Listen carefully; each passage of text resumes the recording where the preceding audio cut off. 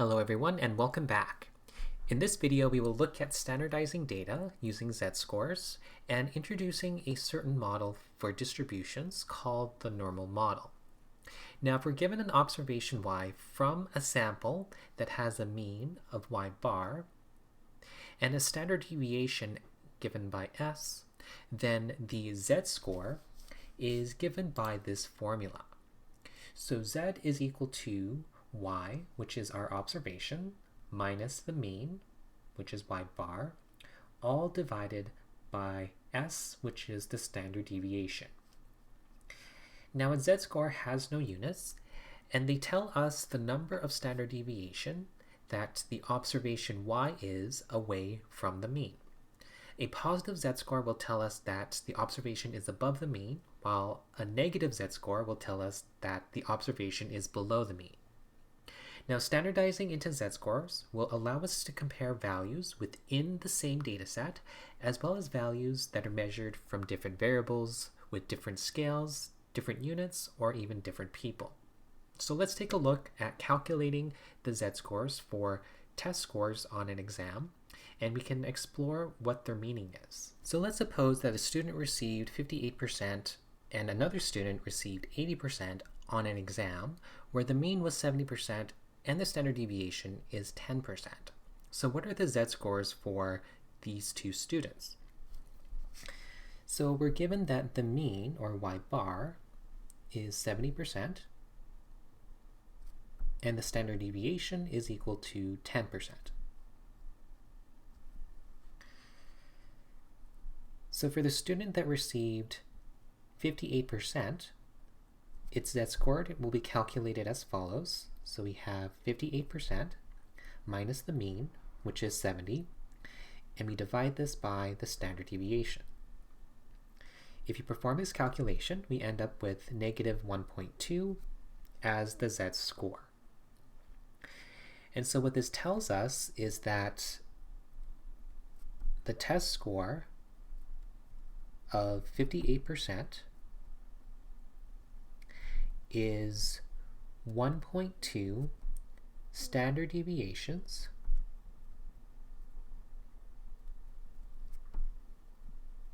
below the mean.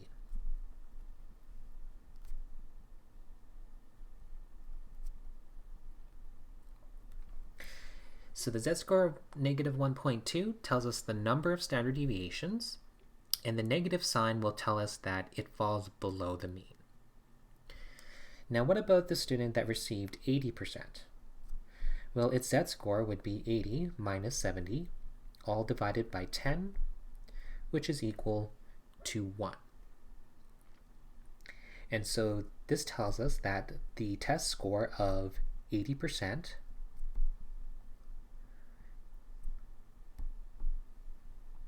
is 1 standard deviation above the mean.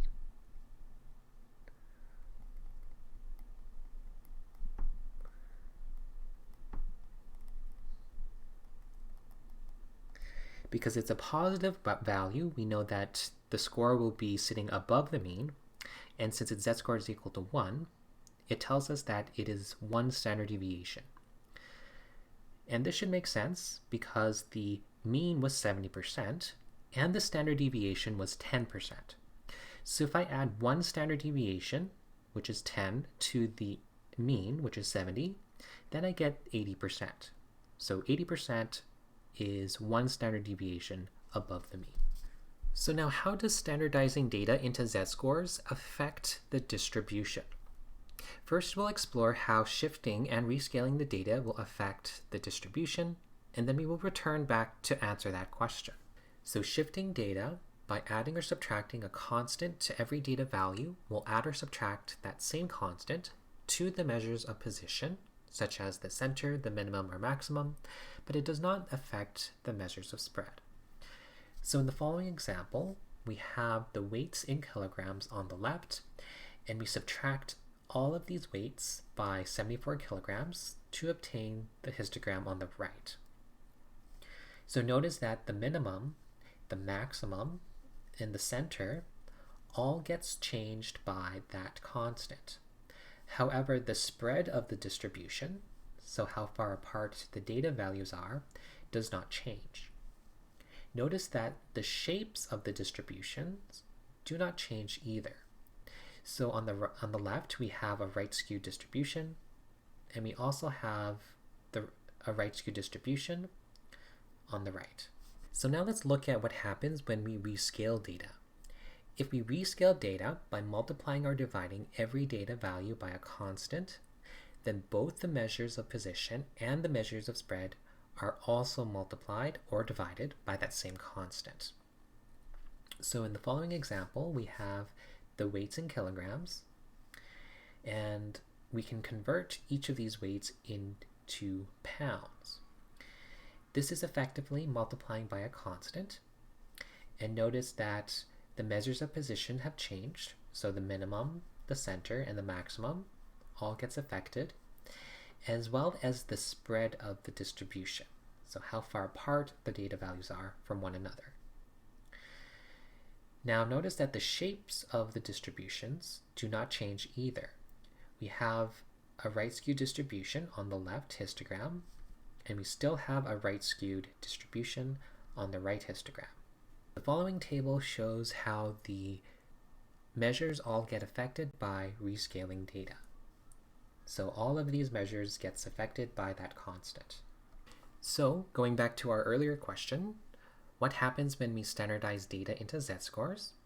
Well, we shift them by the mean and we rescale them by the standard deviation. So standardizing into z-scores will not affect the shape of the distribution, but it will change the center by making the mean equal to 0, and it will change the spread by making the standard deviation equal to 1. So quite often in statistics, we would like to model a data's distribution by using smooth curves. And a curve that fits the frequency distribution of a histogram are called density curves, and they satisfy these properties. So the curve is always positive or 0, which means that it's above or on the horizontal axis, and the total area under the curve and the horizontal axis is equal to 1. Now in this example, we see that the blue curve is a density curve because it's a smooth curve which models the distribution. Now the area under the curve between two numbers, we'll call them A and B, represents the proportion of data that lies between the two values. So for this example here, we can find the area that falls between these two range of values, and that will give us the proportion of data which falls within those two values. Now a special density curve called the normal curve has a mean of mu and a standard deviation of sigma, and is a bell-shaped curve that is symmetric and unimodal. And we use the notation n bracket mu comma sigma to represent a normal model.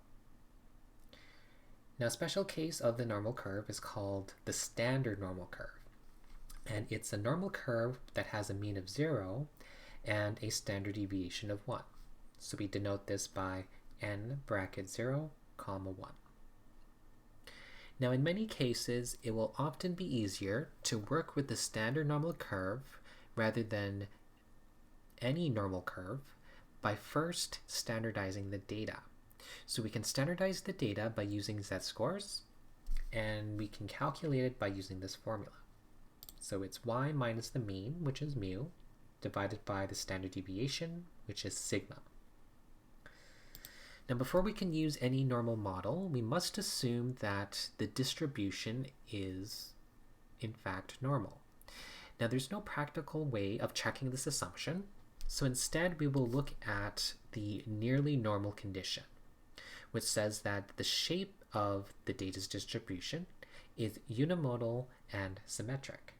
So one method we can use to assess whether a distribution is normal is called a normal probability plot. So this is a plot of the data versus its normal scores, which is the z-score that you would expect if the distribution was perfectly normal. And if the plot shows roughly a diagonal straight line, then the data will be roughly normal. In the following examples, we have the normal probability plots and the data's distribution. So on the left, we see that the normal probability plot is very close to a straight diagonal line. So this tells us that the distribution is nearly normal, so it's unimodal and is symmetric. Now on the right histogram, we have a normal probability plot, which is not quite a straight line, and we see that there is a curve in the plot. So this tells us that the distribution may not be normal, and we can see that the distribution is skewed to the right. Now, a very useful property of the normal distribution is called the empirical rule, or sometimes called the 68, 95, and 99.7 rule. This rule tells us the percentage of data which falls within a certain number of standard deviations from the mean. So it says that 68% of data will fall within one standard deviation of the mean, 95% of data will fall within 2 standard deviations from the mean, and 99.7% of data will fall within 3 standard deviations from the mean. We can use this to answer some questions about the distribution, as we'll see from the following exercise. So let's suppose that the time to complete an exam is approximately normal, with a mean of 70 minutes and a standard deviation of 10 minutes. So using the empirical rule, what percentage of students will complete the exam in under an hour? Now, whenever we're working with these types of questions, it's generally a good idea to draw a picture whenever possible. Since we're working with a normal distribution, we can draw a normal model. Oops.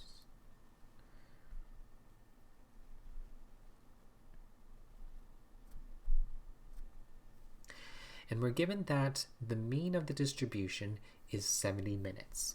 So the center of the distribution is 70 minutes. So the mean is 70. And a standard deviation is 10.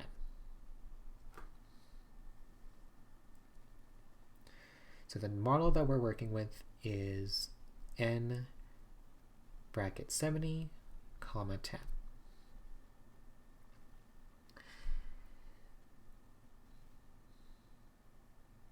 So if we want to find the percentage of students that will complete the exam in under an hour, or 60 minutes, then we want to find the area below the normal curve,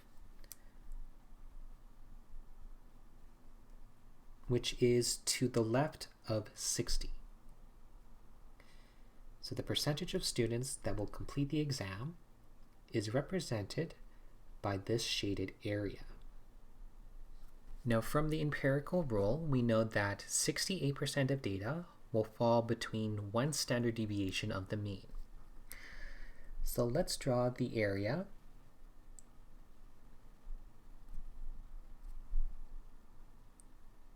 that is one standard deviation from the mean. So one standard deviation below the mean is going to be 60, because the mean is 70 and the standard deviation is 10. So 70 minus 10 gives us 60. And one standard deviation above the mean is going to be 80, because 70 plus 10 gives us 80.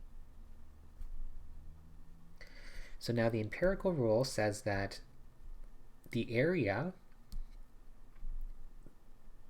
in between 60 and 80 is equal to 68%. Now what we're looking for is the area to the left of 60. So how can we determine what this area is? Well, we know that the entire area underneath the curve is equal to 1, or 100%.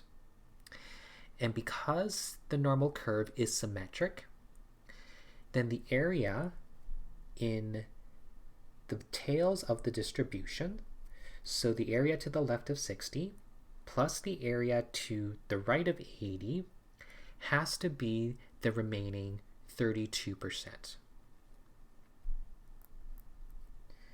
So the area of these two regions collectively is 32%.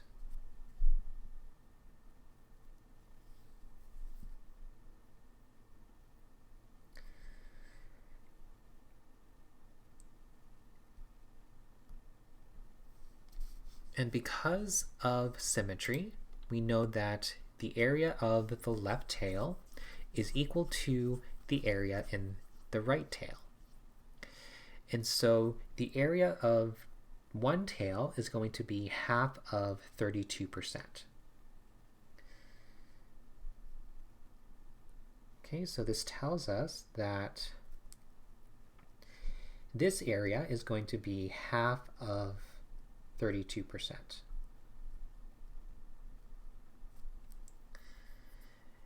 And half of 32 gives us 16%. And so this tells us that 16% of students will complete the exam in under an hour.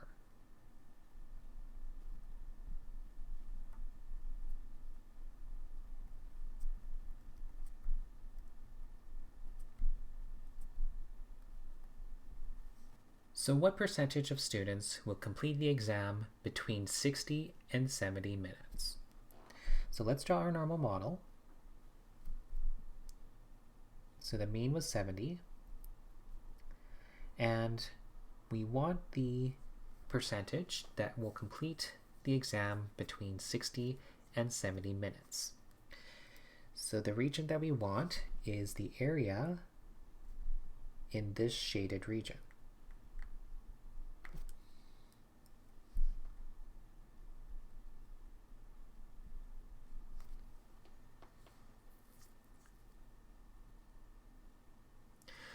Now, again, we know from the empirical rule that 68% of data falls within one standard deviation of the mean. And so we know that this total area is going to be 68%.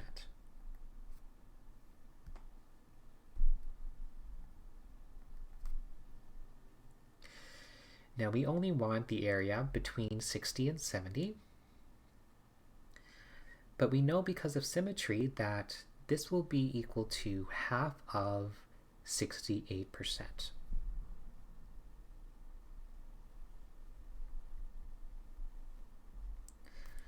And so this region here is going to be half of 68,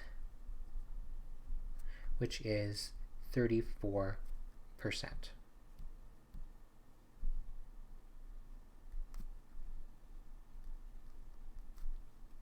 And so this tells us that 34% of students will complete the exam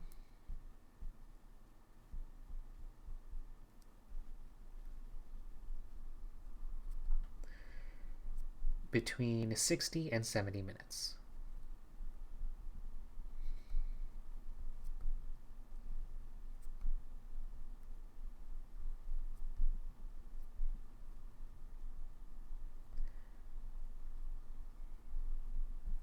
Now, what time interval would you expect the central 95% of students to be found?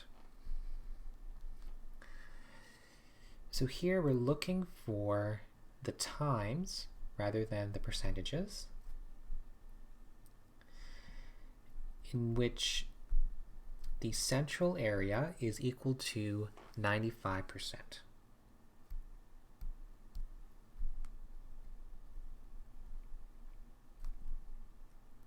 So the region in the center is equal to 95%, and we're looking for the times. We'll label these T1 and T2.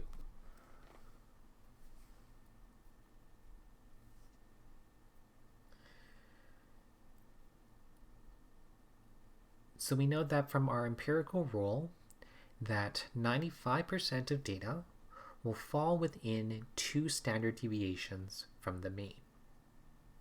So this tells us that T1 is going to be the mean minus 2 standard deviations, and T2 is going to be the mean plus 2 standard deviations. So 2 standard deviations below the mean is going to be 70 minus 2 times 10, which gives us 50.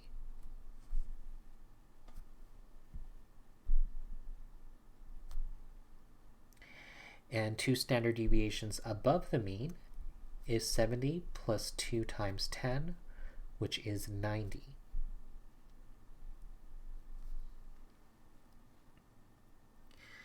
And so this tells us that 95% of students will complete the exam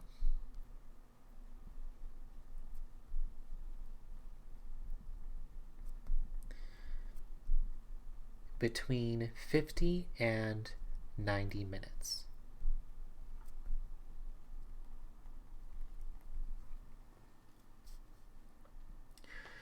And so this will conclude our lesson for this video. In the next video, we will start on the next unit, which is probability. And I'll see you all then.